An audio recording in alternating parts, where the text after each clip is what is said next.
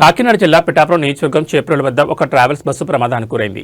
ఇందులో ఉన్న ప్రయాణికులు పలువురికి స్వల్ప గాయాలయ్యాయి. శ్రీకాకుళం నుంచి భీమవరం వెళుతున్న ఒక ప్రైవేట్ ట్రావెల్ బస్సు గొల్లప్రోలు మండలం చేబ్రోలు సత్యంతల గుడి సమీపంలో అర్ధరాత్రి 1 గంట సమయంలో అదుపు తప్పి బోల్తా పడింది.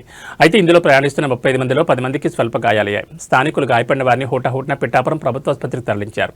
అయితే ప్రమాదంలో ఎవరికీ పెద్దగా గాయాలు కాకపోవడంతో అందరూ ఊపిరి పీల్చుకున్నారు. గొల్లప్రోలు పోలీస్ సిబ్బందితో కలిసి పిఠాపురం సీఐ జి శ్రీనివాస్ సంఘటనా స్థలానికి వెళ్లి పరిశీలించారు. సహాయక చర్యలు తీసుకుని ప్రయాణికులను వేరే బస్సులు సురక్షితంగా తరలించారు.